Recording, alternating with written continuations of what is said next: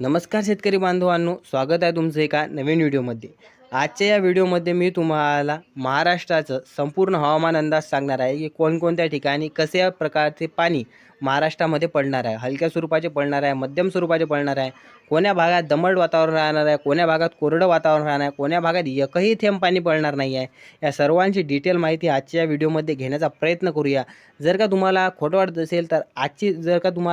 वाटत असेल तर ही तारीख जी आहे ना, ही तारीख 21 तारीख आहे, 21 मे या तारखेचीच मी तुम्हाला हवामान अंदाज देत आहे, तो बी 3 वाजताच्या समोरचा, म्हणजे दुपारी 3 वाजताच्या समोर 21 तारखेला महाराष्ट्रामध्ये काय परिस्थिती राहणार याची आपण डिटेल ॲनालिसिस करूया। बघा मित्रांनो, जर का तुम्ही विदर्भाच्या इकडे बघितलं तर विदर्भाच्या इकडे चंद्रपूर, यवतमाळ, वाशिम, अकोला, अमरावती, नागपूर या आणि गोंदिया या परिसरात जर का आपण बघितलं तर आपल्याला एकदम कोरडं वातावरण बघायला मिळते। कोरडं वातावरण बघायला मिळते म्हणजे इकडे एकही थेंब पाण्याचा पडणार नाही। जसं ऊन तपू राहिलं तसंच ऊन तपणार आणि चंद्रपूर आणि यवतमाळ हे देखील म्हणजे इथं तर खूप जास्त ऊन तपत आहे, तर तसंच ऊन तपत राहणार। आणि जर का जसं आपण पश्चिम महाराष्ट्राच्या इकडे वळतो तर इकडे तुम्ही बघू शकता मालेगाव, जळगावच्या जो परिसर आहे थोडासा बाजूला जर का आलो आपण तर मालेगावच्या ठिकाणी आपल्याला थोड्याफार प्रमाणात का होईना पण ढगाळ वातावरण बघायला मिळते।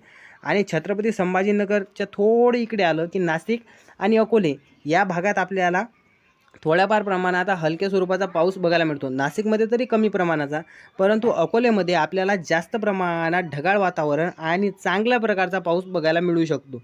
आणि जर का आपण थोडं खाली आलो तर आपण बघू शकता की पुणे झालं, भोर झालं या ठिकाणी आपल्याला चांगल्या प्रकारचा पाऊस मिळतो। सातारा झालं, सातारानंतर जर का आपण रत्नागिरी बघितलं, रत्नागिरी आणि जसजसं आपण खाली येतो तसतसं आपण बघू शकतो की पावसाचे प्रमाण वाढत आहे।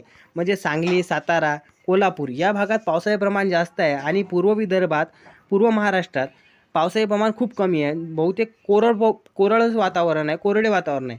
तर याची तुम्ही नोंद घ्यावी की जे आपलं विदर्भ आहे ना या भागामध्ये शक्यतोवर पाऊस खूप कमी प्रमाणात आहे किंवा नाहीसा पाऊस आहे, म्हणजे नाहीसाच म्हणलंच चालेल, कारण पूर्ण कोरडं वातावरण दिसत आहे। ती 21 तारखेचा पुढचा अंदाज आहे, हा 3 वाजताच्या पुढचा अंदाज आहे। नागपूर, अकोला, जळगाव या भागात आपल्याला एकदम कमी म्हणजे पाऊसच नाही आहे असं म्हणू शकतो आपण। परंतु जर का इकडेच पश्चिम महाराष्ट्र या खाली जर का आपण वळलो, छत्रपती संभाजीनगरच्या थोडं पश्चिमेला आलो आणि मुंबई याच्या खाली आलो तर आपल्याला पाऊस मिळू शकतो। तर याच्यावरून ओव्हरऑल जर का तुम्हाला अंदाज सांगायचा झाला तर पूर्वीची आपली जी कोकण किनारपट्टी आहे या किनारपट्टीमध्ये आपल्याला पाऊस बघायला मिळतो आणि हे जे आपला पूर्वी भाग जो आहे महाराष्ट्राचा त्या भागामध्ये आपल्याला कोरडे वातावरण पाहायला मिळू शकते। जर का तुम्ही चॅनलवरती नवीन असाल तर चॅनल लाईक, शेअर, सबस्क्राईब करायला विसरू नका। भेटूया पुन्हा अशा एका नवीन व्हिडिओमध्ये। जय हिंद, जय महाराष्ट्र।